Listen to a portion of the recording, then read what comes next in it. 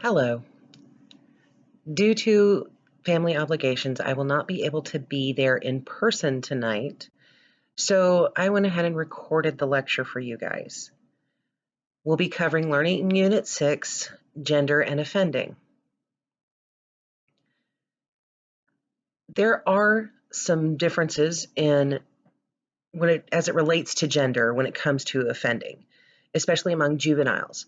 And this is a very important study or piece of the puzzle, if you will, in the study of delinquency. Now, today's feminist criminologists agree on gender-based differences in adolescence experiences, developmental rates, and the scope and motivation of male and female patterns of offending. Remember, we talked about how females tend to offend differently, have different constraints, different issues, rules, regulations as it comes to supervision, and that leads into differences in offending. Remember also that I've mentioned how a lot of our victims, there are a great deal of similarities between our victims and our offenders. So we're going to talk a little bit about that as well during this lecture. So there are generally three areas of inquiry when we talk about the gender ratio of offending. There's gendered pathways, gendered crime, and gendered lives. Remember when I told the story about how carrying around my sons by their ankles when they were little didn't bother anybody, didn't offend anybody, but when I would do the same with my friends' daughters, people would be, oh my goodness, you shouldn't do that. Because we as a society have different expectations of not just what males and females do, but how they are treated. So one thing to consider is, why are females less likely than males to be involved in most crimes? Why are males more crime prone than females? And what explains gender differences in rates of offending? Research has shown that there are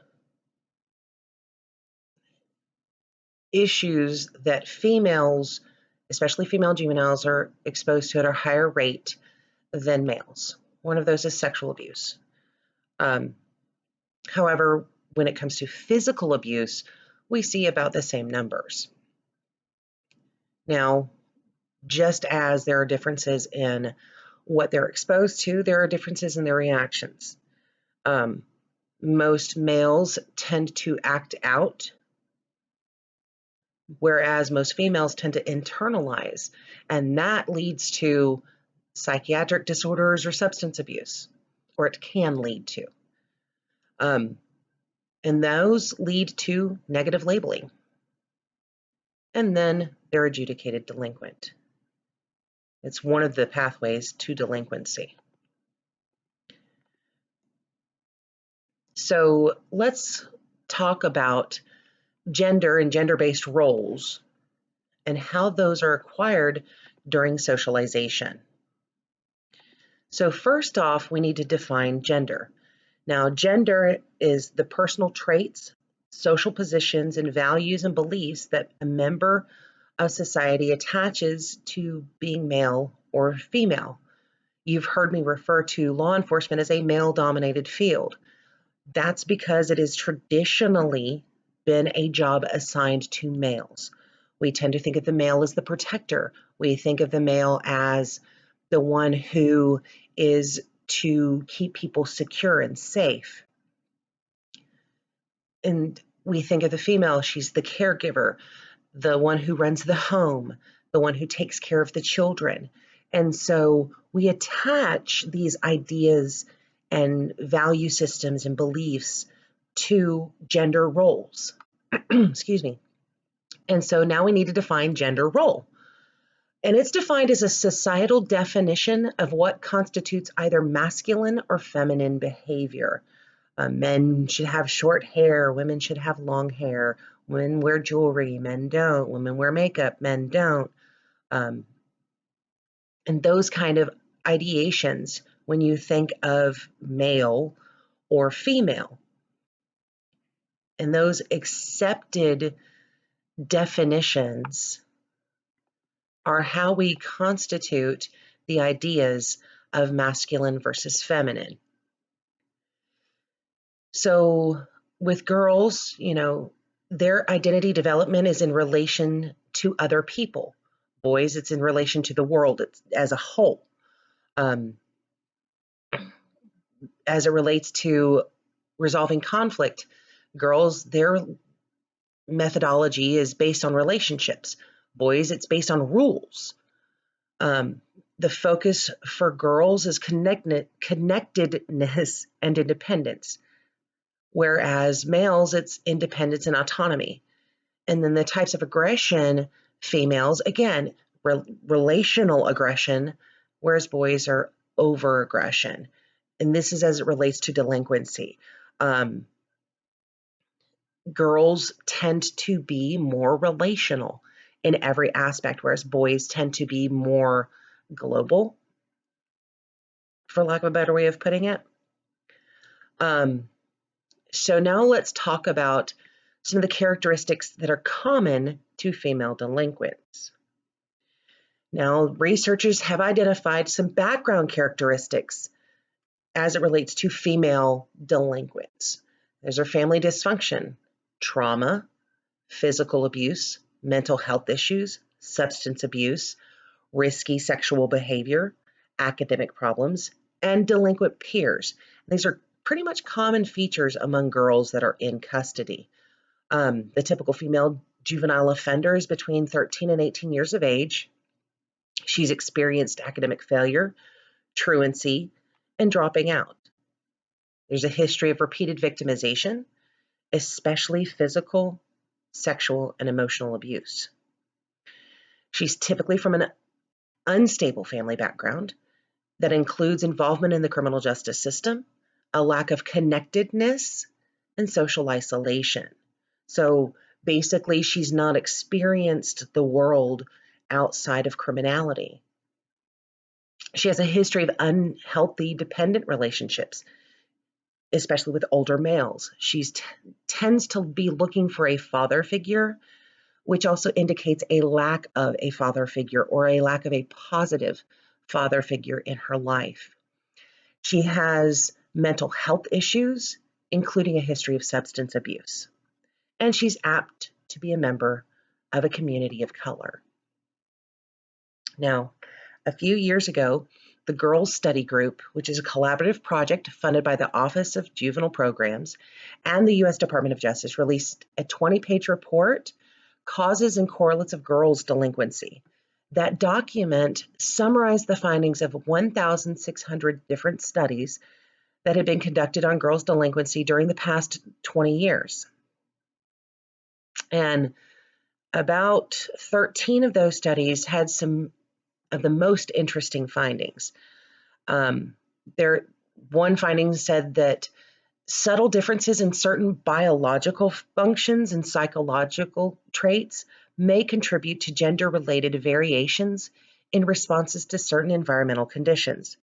That is a very fancy way of saying that sometimes it's the biological and psychological issues present in a particular female may cause them to respond differently to their environment. Another study found that typically girls' delinquent acts are less chronic and often less serious than those of males. There's evidence that girls experience a greater number of negative life events during adolescence than boys do, and therefore they may be more sensitive to those effects, especially when they take place within the home. There's also evidence that suggests that girls, more often experience certain types of trauma, like sexual abuse and rape, as compared to their male counterparts. And we've talked about the difference in male and female victimization as it comes to as it relates to sexual trauma, that 1 in 5 females experience it, whereas 1 in 20 males do. Many studies suggest the incidence of sexual abuse is more pervasive among girls who engage in antisocial behavior, particularly those who engage in violent behavior, than among their male counterparts. And that there are gender differences in relation to exposure to certain stressors and their levels of sensitivity to those exposures. Excuse me. In an example of that, girls are more sensitive to dysfunction in the home than males. Boys do outnumber girls by a ratio of 3 to 1 in diagnoses of attention deficit hyperactivity disorder and other conduct disorders, meaning 3 times the number of males are diagnosed with ADHD and other conduct disorders than their female counterparts. That doesn't necessarily mean that they have it more, it's just they are more likely to be diagnosed. Remember, I mentioned at the beginning how women or females tend to internalize rather than externalize their issues. Mental health problems linked to life stressors and experiences of victimization, like anxiety, depression, and post-traumatic stress disorder, are diagnosed at much higher rates among girls than among boys. So we have males who are being diagnosed at a much higher rate as it relates to conduct disorders and things like ADHD, versus females who experience higher rates of diagnoses for things like depression, anxiety, and PTSD. Early maturation creates some particular risks for girls because their development of physical signs of maturity are inconsistent with their still largely undeveloped or underdeveloped cognitive and emotional systems, meaning girls change physiologically faster than their brains mature. And that causes some issues. Now, some studies have found that compared with other girls, those who mature early are more likely to engage in delinquency and other risk-taking behaviors like substance abuse, truancy, and running away. So the girls that get that physical attention because their bodies developed at earlier than their colleagues, they tend to engage in other negative behaviors as a result. And it does appear to be a risk factor to exposure and intimate partner violence during adolescence. So those girls who physically mature earlier than expected do tend to get exposed to that intimate partner violence at a higher rate. Early puberty, especially when coupled with disadvantaged neighborhoods and family conflict, becomes a key gender-related factor in predicting girls' delinquency. Meaning when you have girls who physically develop faster, especially if they come from a disadvantaged neighborhood and that they have conflict in their family, they tend to end up in delinquency. There's some complex family processes like parental supervision, attachment, maltreatment, that are all important factors as well to explain the difference in the onset of delinquency between boys and girls. They've also realized that there are 3 pathways to female delinquency. Those are victimization, substance abuse, and acting out. So, what are some of the explanations beyond these of female delinquency? Now, some theorists do argue for gender-specific explanations because traditional sociological theories of delinquent behavior fail to adequately explain the experience of being female. Now, there are some biological and constitutional explanations, psychological explanations, and sociological explanations. So let's break those down. The first, biological. Some vulnerability factors for girls' delinquency: stress and anxiety, ADHD and conduct disorder, intellectual deficits, early pubertal maturation, and mental health issues. So let's talk about that for just a minute. So again, back to that internalization concept, that stress and anxiety. Then you have some that are externally visible, ADHD and conduct disorder.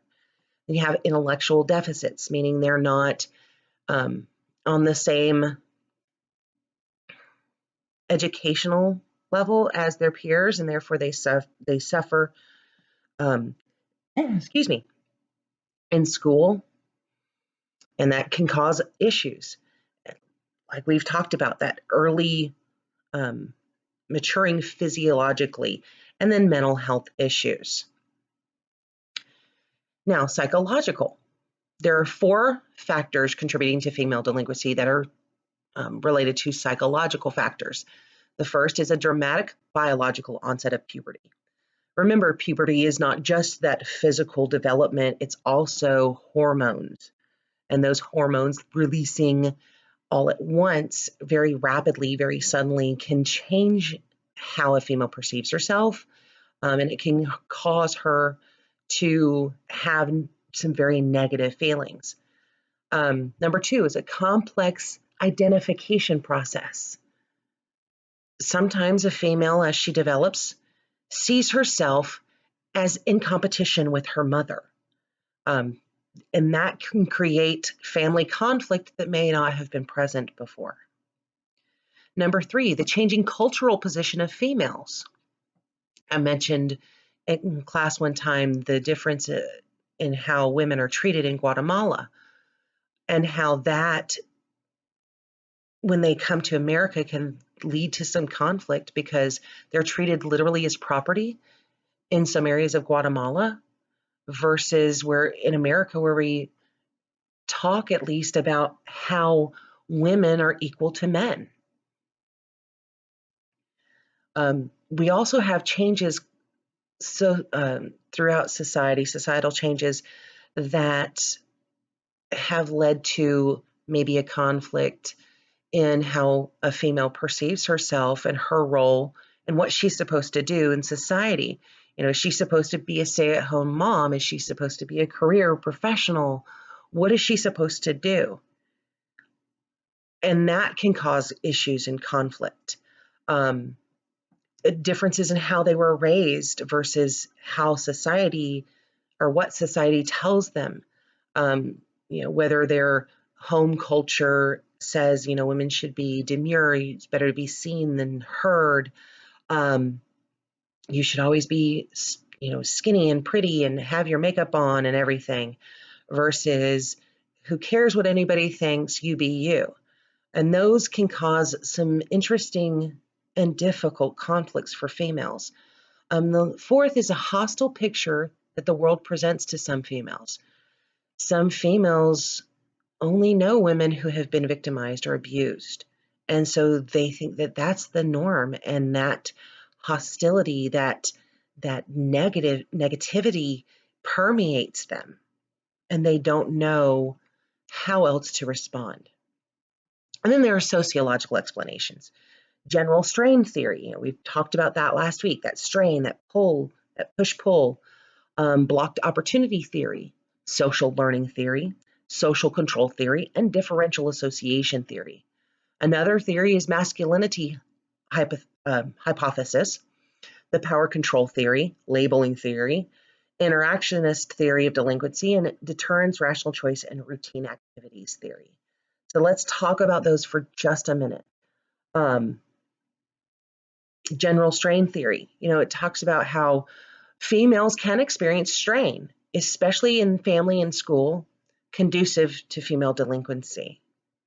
They have this expectation over here set by society, and then they have this down here, and that's their ability to reach, excuse me, that accepted norm, and that causes conflict. Blocked opportunity theory. And there's been some evidence that's found that the perception of limited opportunity is more strongly related to female delinquency than male delinquency. So females tend to react more negatively to that concept of blocked opportunity than their male counterparts. The social learning theory. Again, some females are more likely than others to become involved in delinquency because of their exposure to delinquency and delinquent models.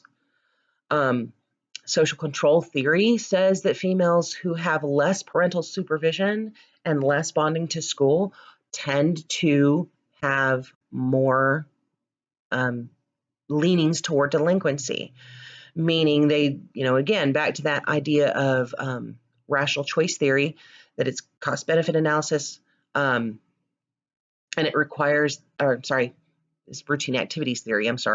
Routine activity theory is, lack of appropriate supervision, presence of an appropriate target, and a motivated offender. So when you have that lack of bonding, lack of social controls over the female, she can tend to commit delinquent acts. Differential association theory. You'd have those emotional bonds to family that are negatively related to the learning of violent definitions for girls, but not for boys. So when girls have negative bonds with their family, it's not a very strong family unit, someone's missing in the family, there's issues, whatever, and that creates those learned violent definitions. The masculinity hypothesis says that as females become more male-like and acquire more masculine traits, they become more delinquent. Because remember, we talked earlier about how males tend to become delinquent at a much more expansive rate than their female counterparts. And so as females tend to change their definition and become more masculine, more male-like, that includes criminality. The power control theory says that when daughters are freed from patriarchal familial relations, meaning that strong father figure, they can become more delinquent. Not always, but they can. A labeling theory. Again, males fall into this category at a much higher rate than females do, but some females, especially those who commit more delinquent acts and are considered a more delinquent girl, they can be informally labeled by their parents, the school, and the criminal justice system, which leads them to greater criminality, self-fulfilling prophecy kind of thing. Now, the interactionist theory of delinquency for both males and females states that delinquency occurs as a result in a process of role taking. They're taking on the role of being a delinquent. And then last, that combination of deterrence, rational choice, and routine activities theory. Again, the cost benefit analysis, cost is low, benefit is high, reward is high. And so they also tend to spend more time with unstructured time that is unsupervised with their peers. So now let's talk about the feminist theory of delinquency. And it contends that girls' victimization and the relationship between that experience and girls' crime has pretty much been ignored. And there are 4 propositions. Chesney Lind did research on this, a feminist perspective on the causes of female delinquency. And she discovered these 4 propositions. The first, girls are frequently victims of violence and sexual abuse. But unlike those of boys, the girls' victimization and their response to that victimization are shaped by their status as young women. So the fact that they are female and being victims of violence and sexual abuse changes their response as compared to males. The second proposition is that their victimizers, have the ability to invoke official agencies of social control to keep daughters at home and vulnerable. Now think about that for a minute. If the offender, the victimizer, is the father, they can contact Department of Family and Children Services, DFACS, to ensure that the daughter doesn't run away so that she is still at home and able to be victimized. The third proposition, as girls run away from abusive homes, they're forced into the life of basically an escaped convict.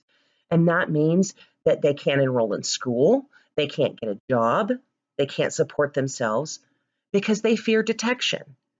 They don't want to go back to their victimization status. They don't want to go back to where they were being victimized, excuse me, or where the offender can get to them. And yet they don't have a way of establishing a normal life outside of that. And the last proposition is that girls who are on the run from abusive homes or who are on the streets because of impoverished homes become involved in criminal activities that exploit their sexuality.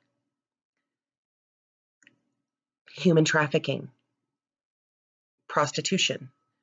These are things that happen to girls who run away from abusive homes or who don't have a home because of poverty.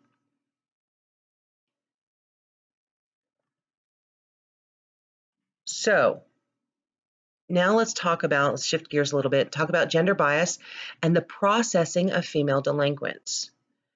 Now, adolescent females grow up in a culture that facilitates domination and control by males. There are 7 corollaries of gender bias and the processing of female delinquents. The first is that society's disapproval of sexual activity results in discriminatory treatment of juvenile females. Second, juvenile law has often overly penalized females. Third, juvenile females are punitively processed throughout the juvenile justice system. So they tend to not be processed as a child in need of services, but instead as a delinquent. Number 4, the oppressive treatment of adolescent females is hidden within the juvenile justice system. Remember, I've talked about the difference between equality and equity. Equality means everybody treated the same way. Equity means you take circumstances and issues outside of the offender's control into consideration. When you don't and you search for that equality, you actually end up oppressing females who may not just be offenders, but who may also be victims themselves, which studies have shown, whether they're juveniles or adult females, that typically is the case, that they are both victim and offender. Number 5, female status offenders are frequently found in contempt of court for violating a valid court order and then placed in secure juvenile detention facilities. I watched this happen, actually. There was a female who constantly was running away. I can't even count the number of times she was charged with runaway. And instead of other options, they ended up simply incarcerating her so that she couldn't run away anymore. But at no point did I hear anybody talk about why. Why did she keep running away? Number 6, early studies found that police officers, intake personnel, and judges support a sexual double standard. They support the idea of treating females and males differently.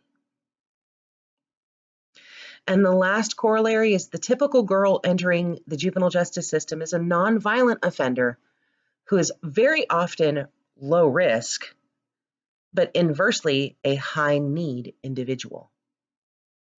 meaning she's very low risk for reoffending, she's low risk for other types of criminality,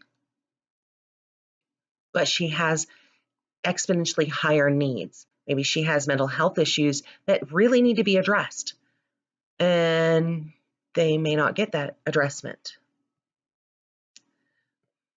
So let's talk about the delinquency across the life course and how male and female delinquent careers differ. And there are longitudinal studies, meaning over a long period of time, usually 5, 10, even 20 years, that show that there are some significant differences between male and female delinquency over the life course, over the long term.